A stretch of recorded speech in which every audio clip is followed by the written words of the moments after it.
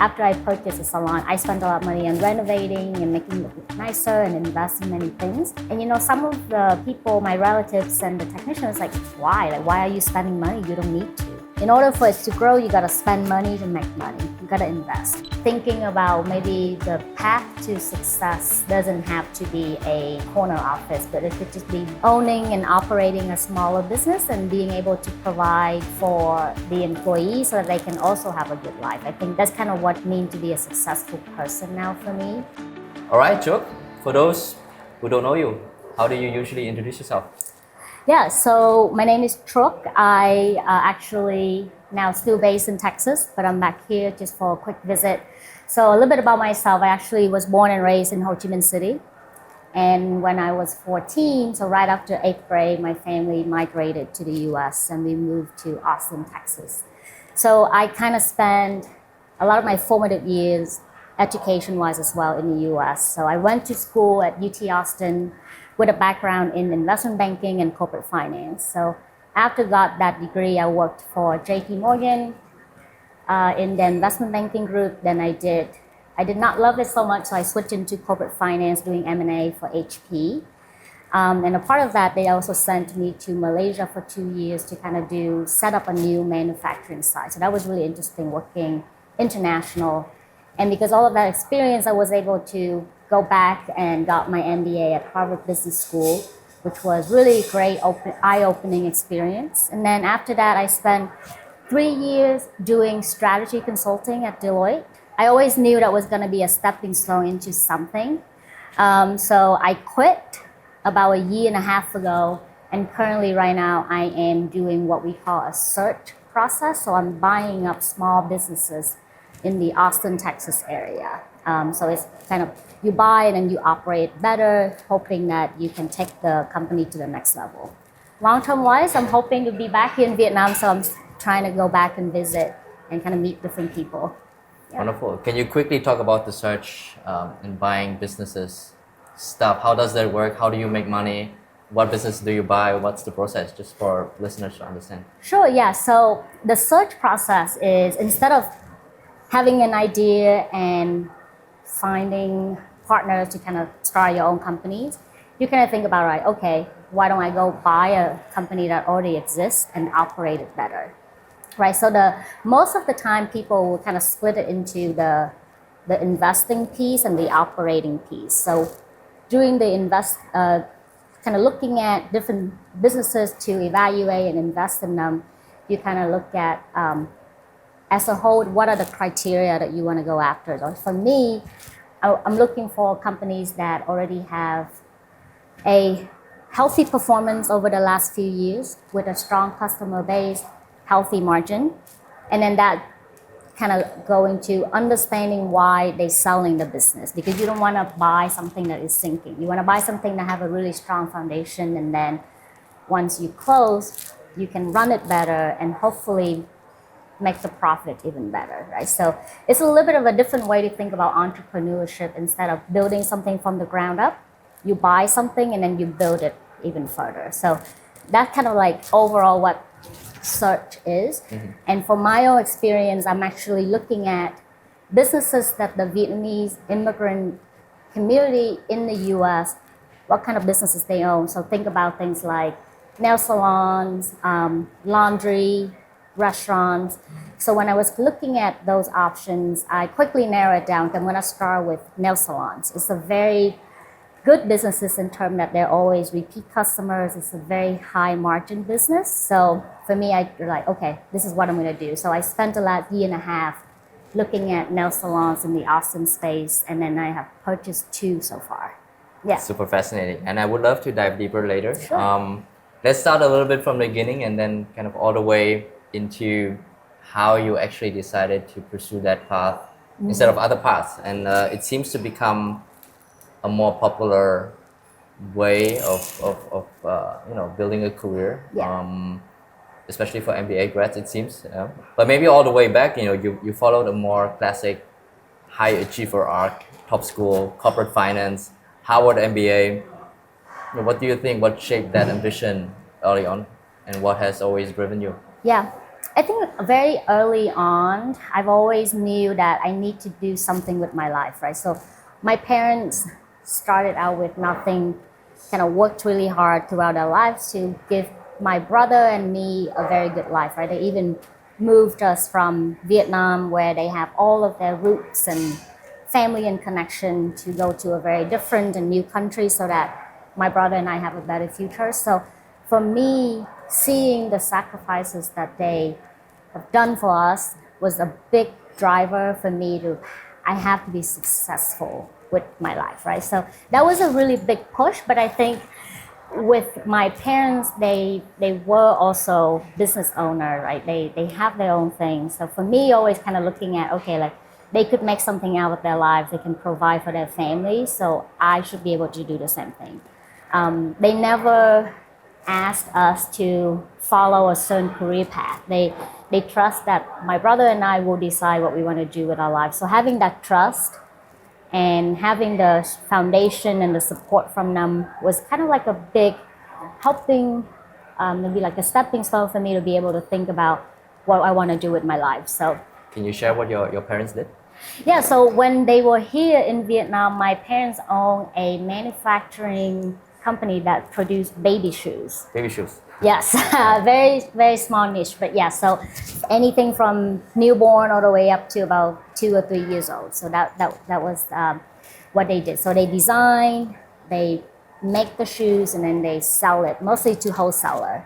And their market was mostly Southeast Asia. Yeah, but when we moved to the US, my parents kind of left the company for my relatives to run. So when they moved to the States, they kind of had to start over, working for other people. So for me, that was a really big sacrifice that they did. So that was important for me to make sure that I can be successful and give back to them in different ways. And Yeah. how would you describe your upbringing, and what kind of student were you? My upbringing was a very good and happy one. My parents very supportive. I never had curfew, right? So for Asian parents, maybe sometimes that's a little bit different. I remember when I was younger, my family, we always have relatives staying with us, or someone from their hometown going to school here, and they would stay with the family.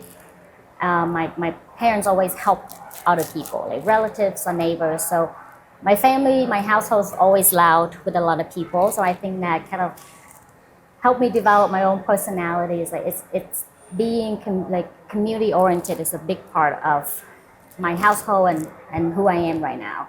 When I was younger, I think I'm quite similar. Like I talk a lot. I like to meet new people. I was lớp trưởng, so I don't. That's a concept. It's like kind of like the class monitor of the class. So growing up, I always try to be like quote unquote a leader, right? So and my parents allow me to do that. So that was really fun growing up here in Vietnam. And then when we moved to the US, that was a little bit of a big shock, right? Like I wasn't fluent in English, so it took me probably 6 months to a year to fully acclimate it into the US school system and using English on a daily basis. So that was a little bit of a switch, and I think to be honest, I think I lost myself a little bit there. Like I think I became a little bit more reserved, just trying to like fit in.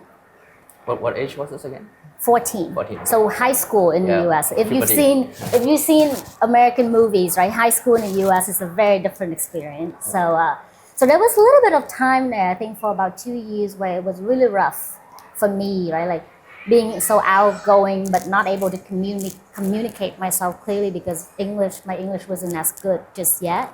So, but then after that, like as I got more acclimated into the culture, then I, back to who I was, which is more outgoing, and my parents let me do whatever I wanted to do. So yeah, that was, in general, I have a very good, happy childhood and very supportive parents that allow me to kind of think about whatever I want to do, I can do it. Yeah. Were you as a family embedded in the Vietnamese communities? In the US? Yeah. Actually, no. So when my parents moved to the US, we first landed in California, Orange County. And as you know, that's the middle of it, right? Yeah, that's like, there's a huge Vietnamese community there. Oh. And my dad was like, if we were to move to the US, why would we live among Vietnamese people? Might as well just stay home in Vietnam. So I think my dad has the foresight to say that, okay, like if we did move to the US, might as well fully acclimate it. So we moved to Texas where there were fewer Vietnamese, a smaller Vietnamese community. Because of that, I think we had to more quickly acclimate it and get used to what it means to live in the US. So no, we were not fully embedded in the Vietnamese community, even though we did have relatives who still live in California that we can go visit. We went to a small Vietnamese church in Texas. So yeah, like every week we have a little bit of a small dose of what it means to be a Vietnamese family or person in the States. But for the most part, yeah, we were surrounded by Texans.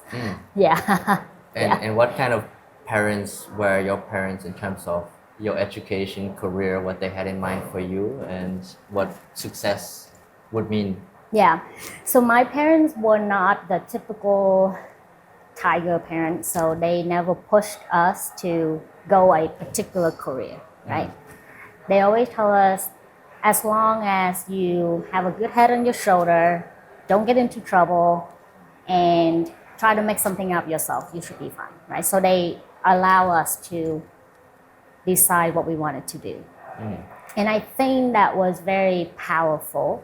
I've seen many of my friends who have that as immigrant experience. They needed to be lawyers, they needed to be doctors, they needed to be dentists, right? And that can be a little bit difficult if you don't live up to that expectation. My parents, on the other hand, were very fully supportive. They say, as long as you don't screw up and get yourself in trouble, you can do whatever you want. And I think because they knew that we were good kids and we would never do anything stupid, so they kind of let us decide. So when I decided to go study business, my parents was like, yeah, sure, do it. My brother wanted to be an engineer, sure, why not? Yeah, so I think for me, having that trust at the very beginning from my parents was so empowering. And because they trusted me, I trusted myself that I could do whatever I wanted to do. And then for yourself, how did you imagine success would look like growing up, and how has that shifted over time? Yeah, so I used to think, being successful, having a corner office, 50th floor, overlooking Central Park in New York, right? Which, I was probably on my way to get there if I stuck with doing corporate finance or doing consulting. But what has really shifted is as I get older and get more experience, I think success comes in many different forms, right? You don't have to be a CEO, you don't have to be a famous person to consider yourself a successful person. So what has changed really is, for me internally, what I think I'm good at and can I make something out from what I'm good at, right? So thinking about maybe the path to success doesn't have to be a corner office, but it could just be owning and operating a smaller business and being able to provide for the employees so that they can also have a good life. I think that's kind of what it means to be a successful person now for me. And I think that's kind of where I am right now when I think about what success looks like. Being happy with what I want to do, and can I help other people to be successful as well. Are you happy in what you do right now, current stage? Most days, yes. I would say yes, I'm very happy, and I think I make the good choice of quitting corporate and pursuing entrepreneurship. It's more liberating. And at the end of the day, when you own something, as you know, is the more you put in the hours, the outcome, the output come back to you, right? It's a lot more fulfilling compared to working for someone else. And I was working a lot in corporate, right? 100 hours a week. Wow. And at the end of the day, I was like, oh yeah, like maybe they will give me a little bonus at the end of the year. Yes, they did pay me a very good salary, but it doesn't really mean much when I kind of think about, okay, over the next 20, 30 years of working, is this really what I want to do? Just working so much and help someone else get rich, and it's not me, right? So I think that have shaped a little bit of what I am as a person can be a success entrepreneur or a successful person. I feel this is such a common sentiment amongst our generation. Yeah. Right? This yearning for independence and more fulfillment in their careers. I read this very funny tweet. It said, if you're so smart, why are you still employed? So I think that kind of hit a nerve a little bit. But walk us through that journey of quitting and doing entrepreneurship then. At what point, or what was that process like of realizing that you do not want to stay in corporate? I think I always knew that I wanted to be my own boss because my parents was, running their own thing. So after HBS, I knew that I needed more experience. So my background is in finance, so I'm very good with numbers. I understand the P&L, but I did not fully understand yet what it means to operate an organization, right? There were different pieces of the company that I didn't have an experience. So for me, going into consulting was a stepping stone.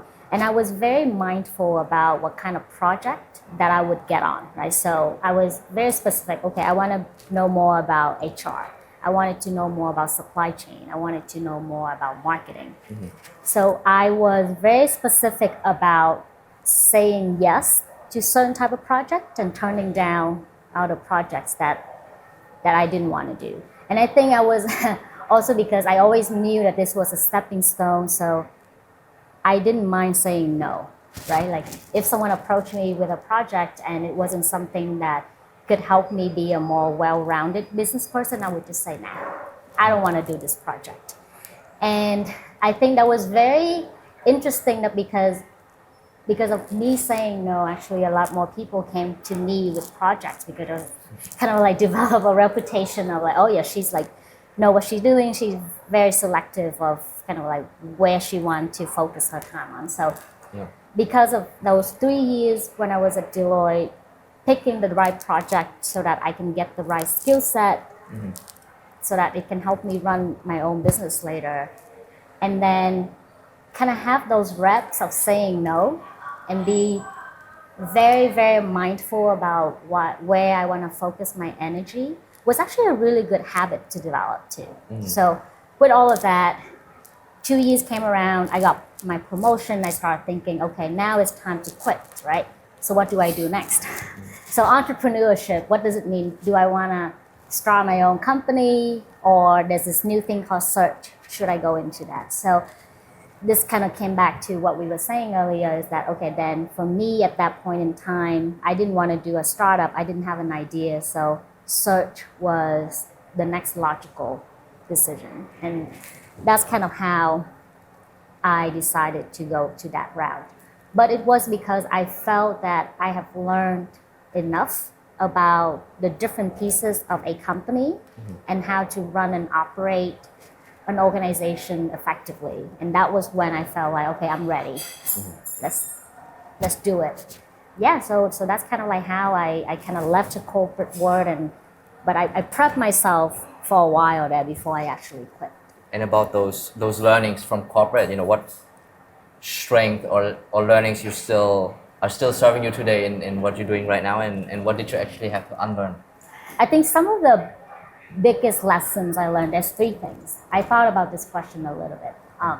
The first one is about a business. I think at some point you really do need structure. It's good to be like lean and fast at the beginning, so which is a lot of startups try to do at the beginning. But as I've worked in my own companies and then worked with clients, as you get bigger, the organization needs to have structure. There have to be a reporting structure of some sort so that there will be clear accountability and responsibility.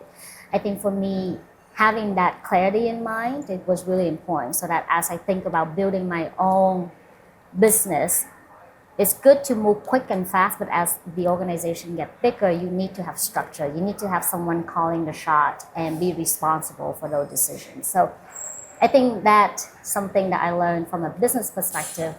The other 2 things is coming from, I think, is the leadership aspect, right? So the first thing is the importance of mentorship. Over my career, every single pivotal moment was built on advice and help and guidance from many, many people. And that could be my coworker, my managers, my friends, my advisor. They all took time and helped me kind of think about why I should not do certain things, right? So for me, those people play such a big part in those pivotal moments.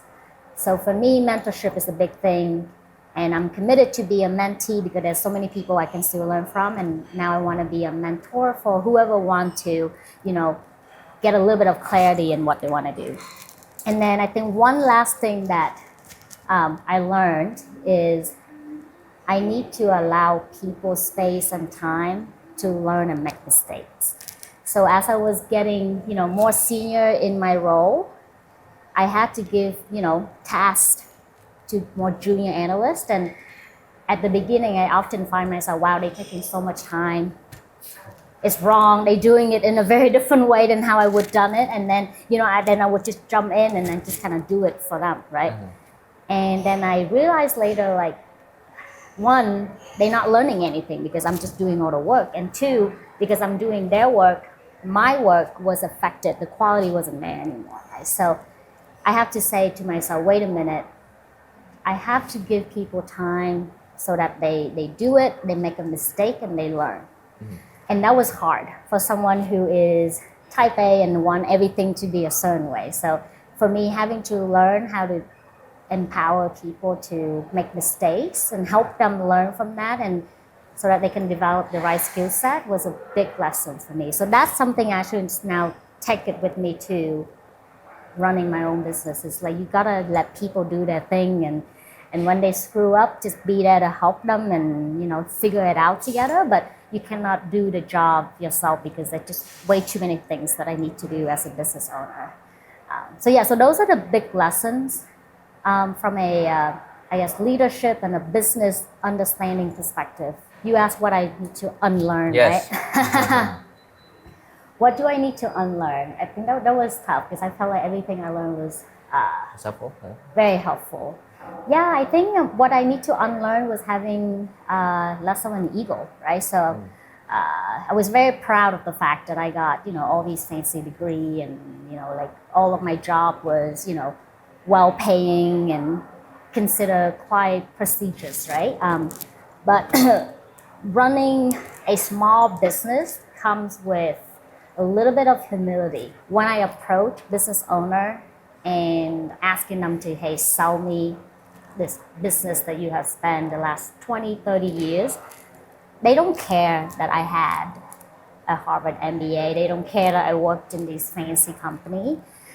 Because for these business owner, right, this business is their baby. They've spent their entire lives doing whatever it takes to kind of get it to this point. So for them, the more important factor is who I am as a person and how serious I am about running the company and developing it further instead of just coming in and kind of change everything and then, drive it into the ground. So I think learning to let go of my ego, because that's what needed to kind of approach smaller business owner, was really important. Yeah, but when you work in corporate, you kind of have to play up your accomplishments and whatnot, right? So it's a little bit different when you approach Main Street businesses. It's a little bit about who you are and having a little bit of humility. Mm-hmm. Yeah. Just quickly you mentioned mentorship and how this was so instrumental to your own development. How, and I think this is relevant for OV members and our community. How do you approach getting mentors and getting them on board with you and actually supporting you? Yeah, if you are still working in a company, I think the first thing first is just do a really good job at what you're doing, right? You got to prove yourself that you are capable, because people tend to gravitate to someone who can accomplish things and who do what they say. So I think it's really important that wherever you are, do a very good job at it, because then people will notice that, okay, like she or he is very capable and he or she wants to develop further, so I want to help that person, right? So I think for me, that's really important, is that proving your worth. In a way, I think that's a bit of a fancy way of saying it, but like when you ask for help, the person giving the help should also be comfortable knowing that when I help this person, the person will take it seriously. right? And they will take that advice and do something with it. And then I think another thing is when you approach mentor, at least in my experience, is I come to them with a very specific ask, right? Say like, hey, you've done this in your career. I'm interested in doing so. Can you talk a little bit more about that? I think when you approach someone with a little bit more specific ask, it's easier to get help. Yeah, and I mean I do that even now too, right? Like I come back to Vietnam and I'm trying to meet with different founders and business owners, and the question is always the same for me, like, hey, you did it yourself, I want to do it, how do you do it, let's talk, right? So very specific ask, and I think that will open up a lot more door when it comes to getting people to say yes.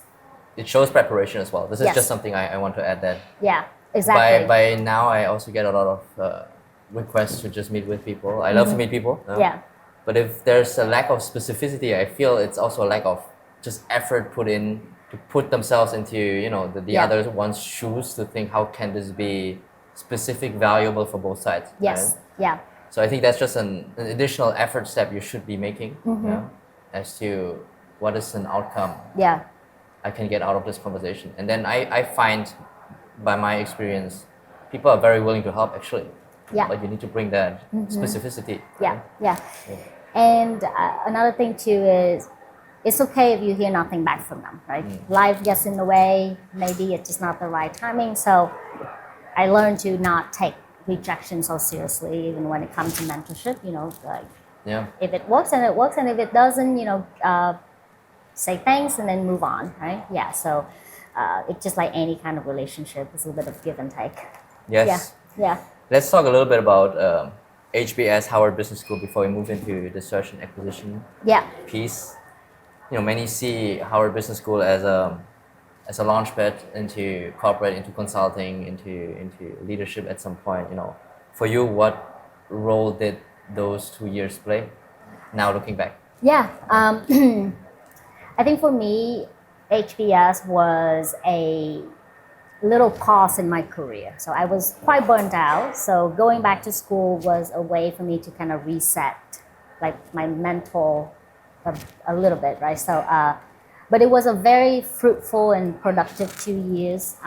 The biggest lesson I learned was there's so many paths into HBS, right? Like I have friends who, you know, spend their entire professional career working in some small village in Africa. Then I have, you know, a hedge fund guy, and then, you know, I have someone who's running their small family business. So like I realized there's so many different ways for people to arrive at the same place, right? And if you extract that into what it means to be successful, it's the same thing, right? Like there's so many ways for you to be successful. You can always arrive at this peak coming from wherever you are. You just need to be, you know, good at what you do or care about what you do. So for me, that was eye-opening because I got to meet so many friends who were so different from what I had in mind of what it means to be, you know, a person attending HBS. And I learned so much from them because they all have such interesting perspective of how they think about a specific problem and a solution, right? And not that one is more correct. It's just that everyone think about problems differently because of their background. So for me, being able to kind of see that and experience that was so helpful, even more helpful than actually sitting in the class and listening to the professors. Like learning from other people was really important.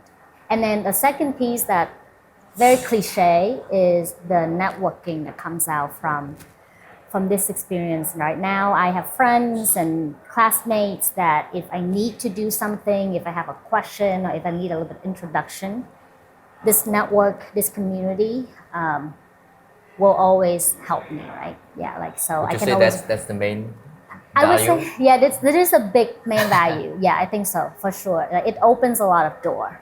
Even here in Vietnam too, right? Like I was trying to think about how this name brand has helped open so many doors for me. Like here, whenever I come back, I only have maybe 2 or 3 weeks. The only reason why I can maximize in terms of who I get to meet and, you know, like what kind of meeting these would be is because of the brand name, right? So the networking, the community, the brand name, so those are all really valuable things that for me was the biggest payout from my HBS experience. So, but overall, like I think it's a learning experience. I got to meet people. I get exposed to so many different ways of thinking, and now kind of see all my classmates doing their own different things. And I always consider them very successful, even though what they're doing is so different from what I do. And also they say the same thing, like, oh, Truc, what you're doing is so interesting, and blah, blah, blah. So it's really nice to be able to just kind of see where everyone's go and how to, what they define successful in their career, and just kind of be able to cheer them on. So for me, that's been a really, really valuable piece of takeaway from my experience. And you said this was a career reset for you. Yes. That idea or that wish to pursue search and acquisition, do you think it was formed within the MBA period, or? I think it didn't start there for sure, but I think it came after, because some of my classmates started to do it. So I was like, oh, what is ETA, right? Like what is search? Like why are people doing that? So I think I get exposed to that concept because of some of my classmates was doing it. So no, I never thought about ETA when I was in school. Okay. Yeah. Let's talk about that. Like, how you then actually started to think, learn, research, and get excited about ETA? Yeah. How I started is talking to all my friends who were doing this. And I was like, hey, like, what is search? What are you doing? So they kind of explain to me high level what it means. So when you boil it down is, okay, you need to find a company who is, been operating well.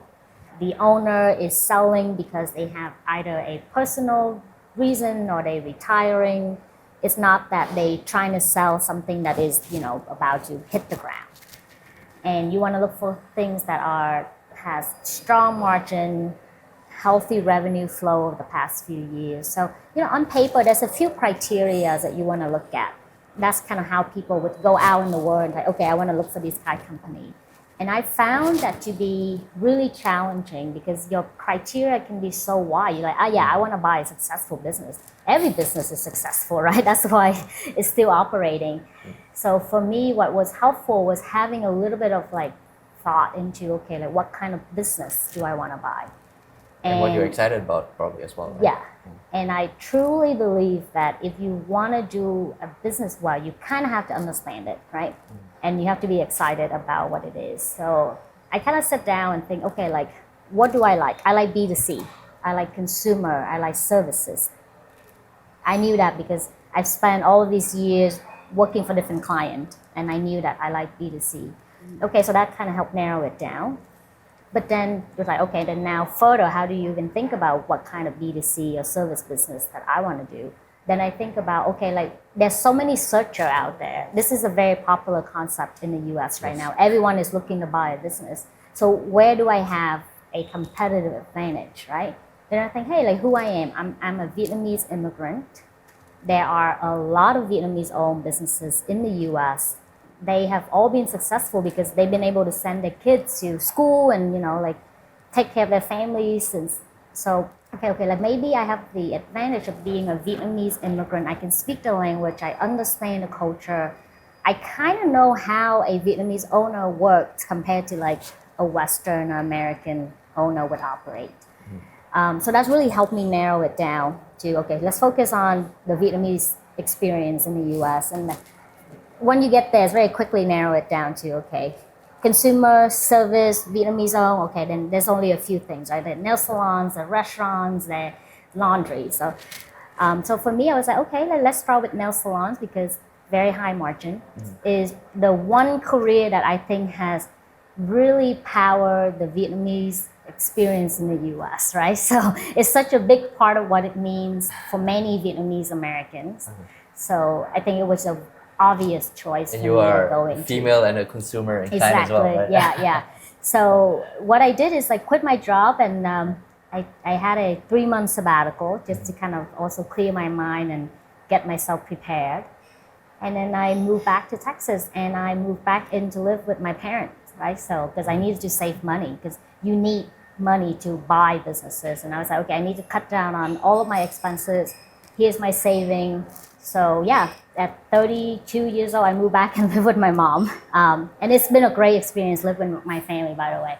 But you know, had to kind of like sacrifice a few things, right? So then when I decided to do nails, and you move into the part of where, okay, like how do you evaluate one nail salon over the other, and then how you come up with funding. In the US, there are different models that you can follow where you raise money or you can borrow money, or you can take on a partner, an investor, right? So there are many ways to do it. I decided to do it on my own. So I put in my own money, and then I go and I borrow money from the bank and from the government. So the US has a small business loan. They try to help small business grow, and so you can kind of tap into. So I tapped into that program so that I can get funding. Okay. So far right now, I'm self-funding this acquisition, but I think as I get further into the process where I try to buy the next business or the next 2 or 3, then I need to start thinking about that next funding model. Do I want to raise money? Do I want to take on an investor? So that's something that I'm still thinking about. What would be the next capital injection for what I want to do? Yeah, would love to learn more there. Sure. Just very quickly on career decision making. You know, you did the MBA, you went back to corporate for a while. You know, what were kind of the options you had in mind for what you want to do in your career, and then how ended it up to be specifically search, right? How was this the most attractive option? Yeah.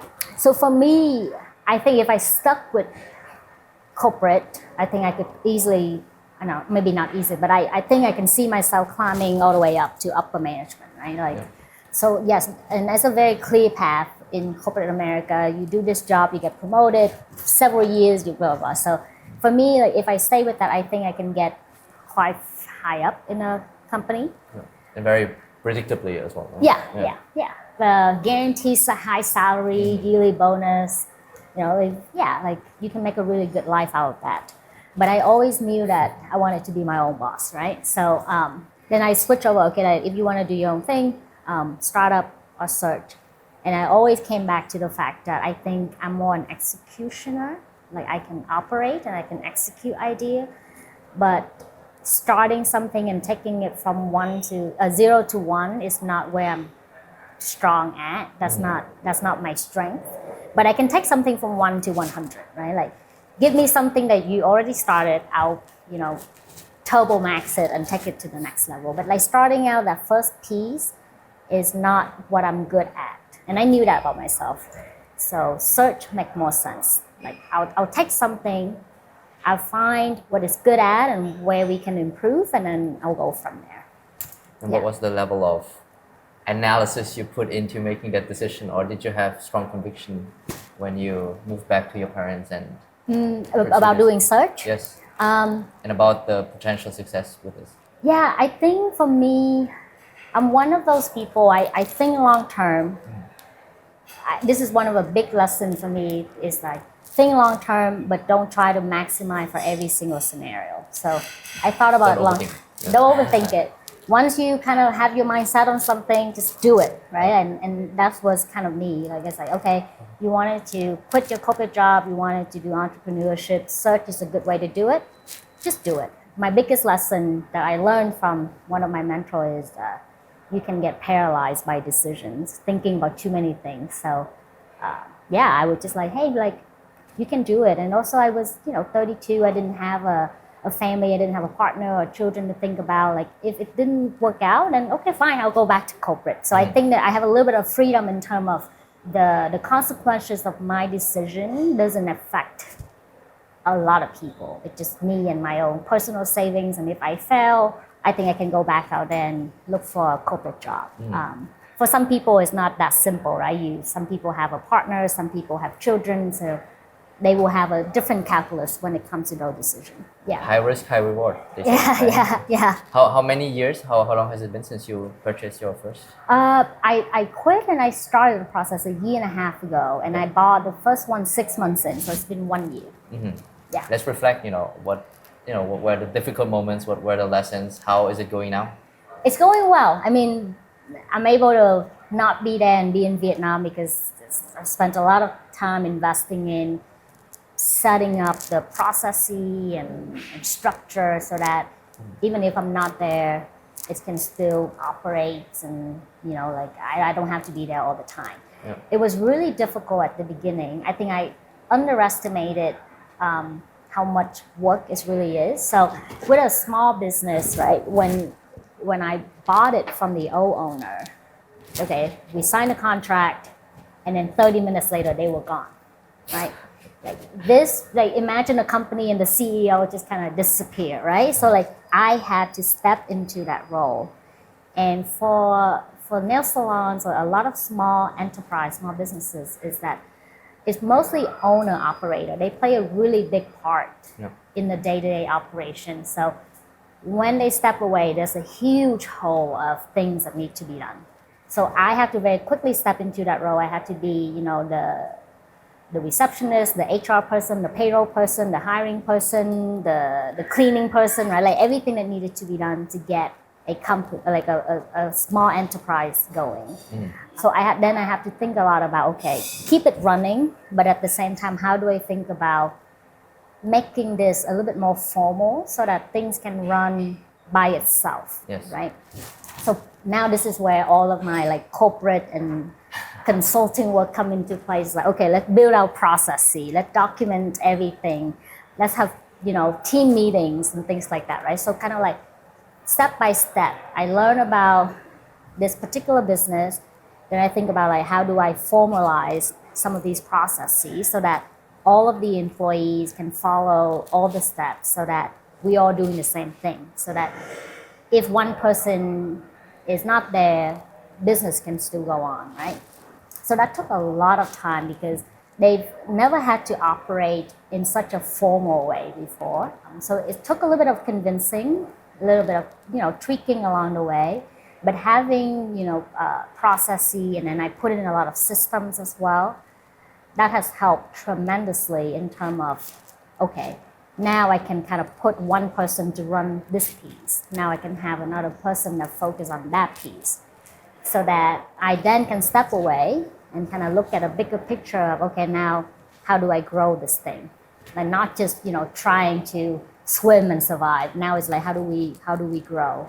So then I have a little bit more time and space to kind of think about, okay, like promotion and how to take it into the next level, getting in more business, getting more customers. And then with that, then, you know, one is get more revenue, more income, then I have a little bit more money, then I can kind of think about, okay, now let's look at the next acquisition. And kind of how do I think about it? The second one was easier than the first one because I got a lot of learning. But yeah, it was a lot of work at the beginning just to kind of formalize the operation, which is kind of go back to what I was saying before. I do believe that any kind of enterprise or businesses, as you get bigger, you have to formalize it so that it can run by itself. Yeah, so it's been a really long journey, even though it's only been a year, but it feels really long. And it was hard. There was a period of time where I was just working nonstop, like 7 days a week and no break. How was this formalization, systemization received by the staff who never had any of this before, and then all of a sudden a young CEO or kind of director comes in and imposes this on them? Yeah, so I think I think at first they kind of looked at it with a bit of like curious mindset. They're like, oh, what is she doing? It did take a little bit of convincing, but I think, and it's also, you brought up something is like, a lot of the people who work in this nail salon that I purchased are all older than me. And you know, in the Vietnamese culture, you know, like you've gotta, you know, be polite, and you know, when you talk to elder, you have to be like "cô chú," right? Like so, it's not like you can just tell them like you have to do this. So it's a little bit of a art I learned of like how to talk to all of my nail techs about. I need you to do something, but you have to talk to them in a very respectful and polite way. Saving face, right? Like help them think that this is something good for them, and it's not just that I'm trying to impose. But also another thing I did is like for the first 3 months, I didn't change anything. It was just for me learning. I was just there working, showing them that I also meant it. Like I was there every single day working with them, right? And you know how Vietnamese people, we value hard work. So they saw that I was also there working with them every single day. I think that makes it a little bit easier. They saw that I was serious. And then when I started to implement these changes, yes, they was curious, but they was willing to do it. And I think now they like it. Like everything is the same. Like you come in, there's a documentation on the wall, you know exactly what you need to do. Is it in Vietnamese? In both, I have to have a Vietnamese version and an English version as well. But yeah. Also, and now you're at 2 businesses, right? Yes, yeah, Okay. 2. And you were able to bring over the systems and processes and SOPs that you've defined. Yes. And now it would be easily possible to scale this to 3rd location, 4th location, 5th location, and so on. Yeah, so I spent a lot of time thinking about branding, right? So when you think about roll up small businesses of similar industry, the big question I got from other people is like, are you going to name them the same thing? And Same brand or not? Yeah. And I decided not to, right? Nail salon or kind of like any kind of customer service work, customers are very sensitive to change, right? You go to get your nails done or you go to get your hair cut because you like the vibe, you like the technician.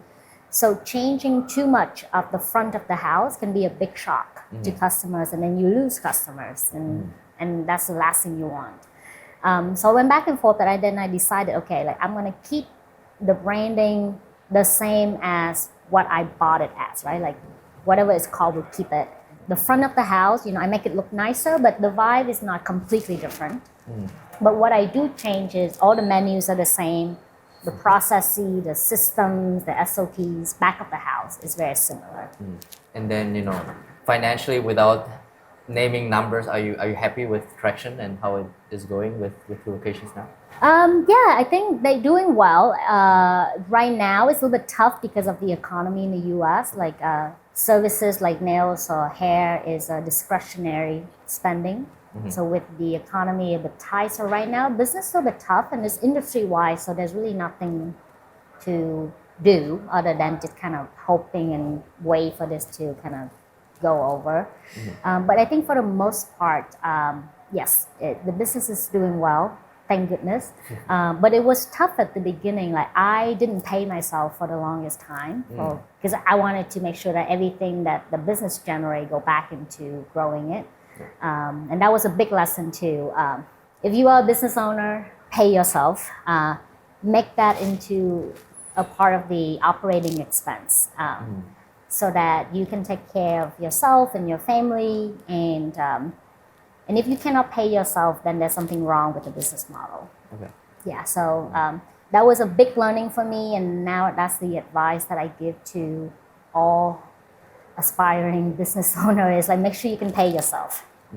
What's the plan for 2026 in terms of locations and?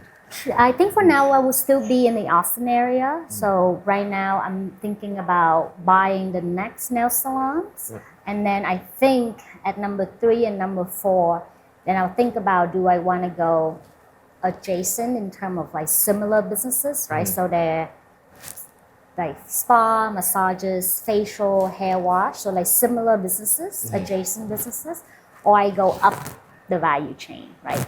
Buying a supplier. So there's many ways for me to kind of think about where do I want to go with this kind of like acquisition in this space. I haven't decided yet, but definitely the next step would be looking at the next acquisition, and then when I get to the point and we think about do I go this way or do I go that way? Yeah. How would that way look like? What does buying a supplier mean? What would be a supplier? Yeah, so then you know, like you need like like all the products that you need to operate a nail salons, right? There's wholesaler, there's suppliers that sell to not just my store, but in Austin, the wholesalers are very regional focused. So when you buy the nail supply wholesaler, you kind of like become the supplier for many nail salons in that area. So in Austin area, Supply as in the products. the products, yeah. Okay. So you know, are like these businesses of the size that you could buy them? Are they not? I mean, they definitely are. They definitely are more expensive, right? And they are definitely in a different industry. Big, right? Yes. As in, like they are a supply chain. management company, right? You manage your skilled products, so it's a very different skill set, right? Yeah, some of them are a lot more expensive. That might not be like, I'm not going directly to the manufacturing level, but I'm like the wholesaler. So these are the people that are buying from different brands, and then they have a storefront where they sell it to the individuals suppliers. So go up one level, but then you kind of control your costs, right? Like all of my salons that I have will be able to have like a much lower product cost because I control that supply chain. But then I also get exposed to more of the other nail salons in that space. So if you go up, then you control a little bit more of that value chain. But then it's a very different industry. I have to really think about like, am I equipped or capable of operating that kind of model?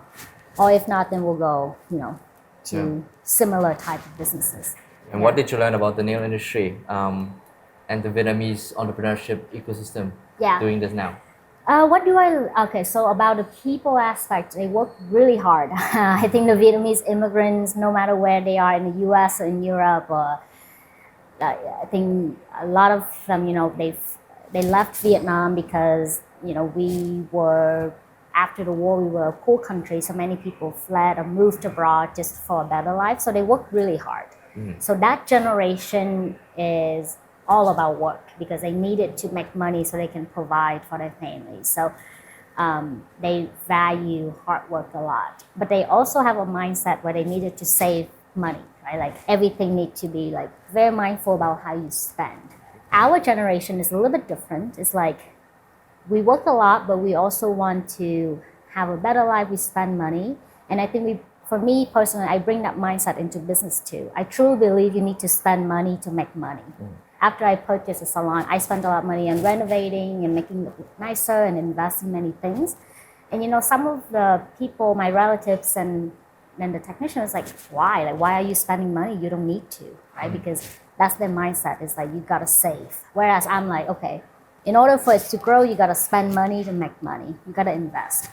So that's a little bit of a different mindset of, me as I would say, a younger Vietnamese-Americans versus, people who are a bit older, who coming from a very different place. So that's the experience that I've learned working with them. Like about the nail space, it's highly competitive. Within 1 kilometer, you can have 6 or 7 salons. So I have to kind of quickly learn what space I want to play in, right? I'm not competing on price. I think my salon actually one of the higher price in the area, but then I focus on quality, right? You walk into the space, it's nice, it's clean, it's relaxing, and the technicians are very good.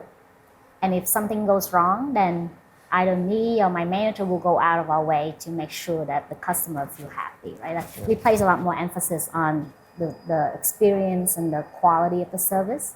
So we don't compete on price, we compete on experience. And I think that you just kind of have to find which space in that area that you want to play in. I imagine it's similar to a male haircut where it's very competitive, but there's high stickiness as well, right? Once you've found your person, right? At least that's for me. Once I've built an initial trust, and they nailed the first session with me, then also in order for me to reduce decision fatigue and having to try out and taking the risk of different barbers, right? I would go to the same until it doesn't work anymore.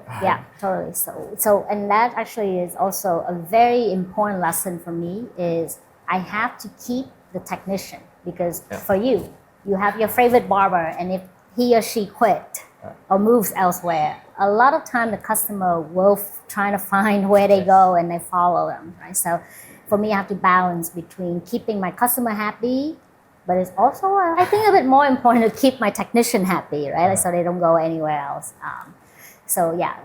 That is very important and very difficult is the people aspect. And just quickly on that, how difficult is it to find talent and maintain them, train them? What's the talent market for you like? Is it hard to get them, or is there more talent supply than?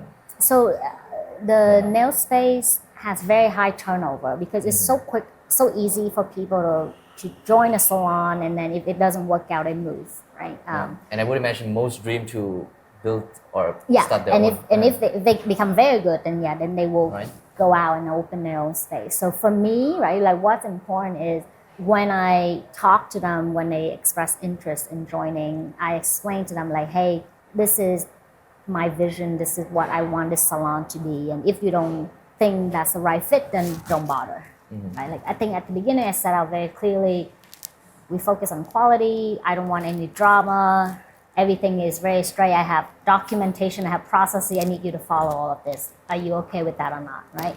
Set that expectation at the beginning, and then very quickly when they get in, you can kind of have to pick up on how good they are, right?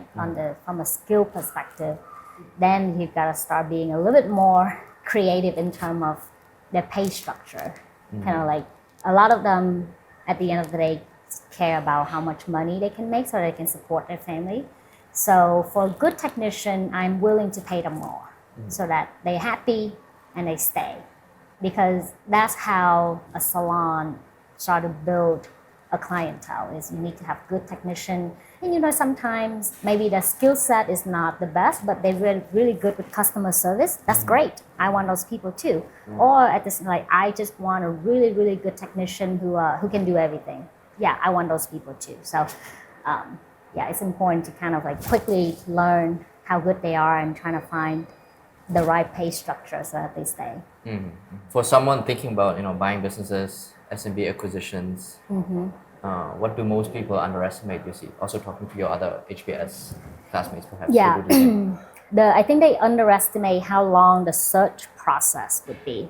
To find and close the business is a very, very long process. And I talked to many searchers in Austin or in the US and my classmates.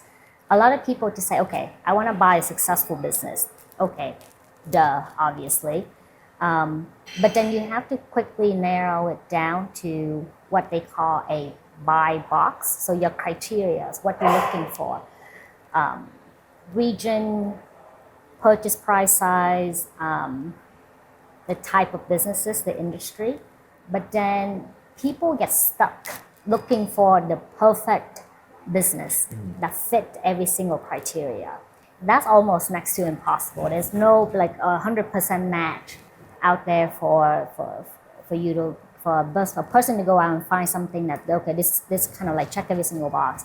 And businesses that are check all those boxes are highly competitive. There's probably another 10 people out there that want to buy that exact same business too. So competition for good business to buy is really, really high. So many people waste their time on finding something, submitting a bid, and then get outbid, right? Because everyone want to buy businesses. So I think they underestimate how long it is. So what's a ballpark estimation of time? 18 months to 2 years easily. Okay. Yeah. So if you get lucky, you have enough savings and you have maybe your partner support your search process, then yeah, you can, have a year or 18 months to kind of look for businesses to buy. So I think people who want to do this need to think about, okay, like what's the runway I have in terms of savings, and have to be a little bit more flexible in terms of what they want to buy, what are the trade-offs between the different criteria, and have to find like creative ways to find deals, right?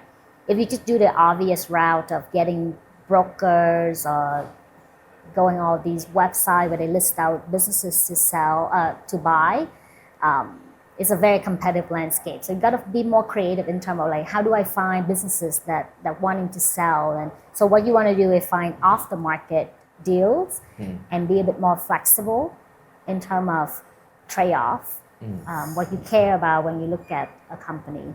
So yeah, so I think people underestimate how long it can take. And I always tell them, just be ready. You might get lucky, you might close a deal in 6 months to 12 months because you have a lot of money and you have a big investor team that's willing to overpay for a business. Otherwise, then it's a long it's a marathon, yeah, in terms of just finding that business and closing it, and then running it is a very different. That's a different topic. Yeah. We talked a bit about your career and life and decisions. Two questions. Yeah. Would you recommend to someone perhaps half a generation younger than us, or one generation younger than us, to do an MBA and or to do search and buying businesses, now looking on your own life? Yes. The answer is yes, right? Okay, to both? To both. And for the first one, the MBA, right? Like, I'm saying yes because the lesson I got from it was I got exposed to different ways of thinking. It opened a lot of doors for me. So for the next generation, whatever that structure is that give you that outcome, you should pursue it, right? That could be, joining a community. That could just be become really good at what you do, and it could be an MBA, it could be a master of something. Whatever it is like find an outlet where you get exposed to different ways of work and different career paths. Then yes, then I think that pursue it, because we study and we got really good at one discipline. For me, it was finance, but I didn't have anything else. So for me, MBA provided the opportunity for me to kind of learn about different things. So I think someone who want to be successful, I think it's a really good way to prepare yourself for the next step. For the second piece is running your own business, right? And specifically acquiring businesses. This is interesting because I actually have a lot of fresh out of school people coming to me asking me about, I want to buy a business. Mm-hmm. And I always tell them, no, you're not ready. I truly believe that you have to have enough experience to operate a business, right? And enough money as well. Yeah. Because when you buy a business, the last thing you want to do is drive it into the ground, right? I think people need to go out there into the corporate world and learn, get experience, get messed up, get paid to get messed up, and learn before you kind of think about operating, like buying something and operating. Yeah, I think a lot of people who do startup, they can do it right out of school because they kind of quickly have to learn along the way, or they fail. But for some reason, for me, if you buy a business that is already successful and been operating for many, many years, and you come in and then a year or 2 years later it goes out of business, that's kind of worse. So for me, I always tell them, yes, you should do it and you can do it, but first you need to go out there and work and build up your skill set and experience. Mm-hmm. Yeah. Looking 10 years ahead from where we are at now and you are at now, what kind of impact do you want to have made through your business or through your personal individual being? Legacy. Okay, it's something that I always think about. What do I be known for, right? I think for me is operating or creating businesses that do good for society and provide a well-paying, stable income for my employees, right? At the end of the day, everyone wants to take care of their families, so providing them with that options, like that career, is really important. I think it's really nice for me to be able to say like, hey, as a person, I can help create stable jobs for people. Mm-hmm. So I think that's important. And I think what I want to be known at too is like someone who cares not only about business but care about people who work for me. At the end of the day, community and relationship between people is really important. So I don't want to be known as a cutthroat person. I want to be known as someone who help to lift everyone up. And that sounds a little bit cliche, but I truly believe I think that's really important for what it means to be a person and as a entrepreneur. Yeah, so that's kind of what I want to be known for. 5 years, 10 years from now, I don't know exactly what my career will look like, but I think I want to be... Nail empire, hopefully. Maybe, and then, I think I expressed to you, I want to come back here to Vietnam and do something here. It might not be nails, it might be something else, but yeah, everything that I do is a stepping stone for the next thing. Right? I'm learning, I'm collecting skill set, I'm collecting experiences, so it's preparing me for the next step. So whatever that looks like 5 years from now, 10 years from now, at the core, I want to be known as someone who can help other people have a successful life, however they define it to be. Right? Yeah. Final question. Sure. If you could go back in time, and talk to younger Truc, before HBS, before even starting work, say 18-year-old Truc, what would you tell her? I definitely tell her that, hey, like, life gets hard sometimes and it moves very quickly. So it goes back to the biggest lesson I have is plan but don't optimize for everything, right? Like I would tell her like, hey, like wherever you are, like whatever you do a really good job in that moment, and then everything will just fall into place and kind of will lead you to the next thing. So what I would tell her is like, hey, like life will get in the way, it gets really hard, it will change very quickly. You just have to be really good at what you do and then be prepared to say yes or be prepared to say no whenever opportunities come knocking, and just kind of make sure that you are prepared to take that next step.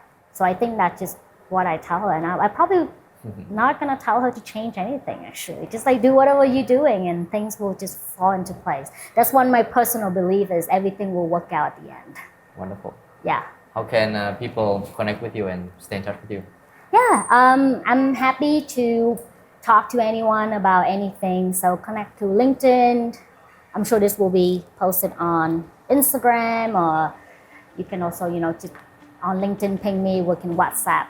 So yeah, I'm happy to talk. Just send me a DM and we'll keep in touch, and hopefully, I can offer something helpful, and in return, I'm sure I can learn a lot from other people as well. Fantastic. Yeah. Thank you, Truc. Yeah, thank you.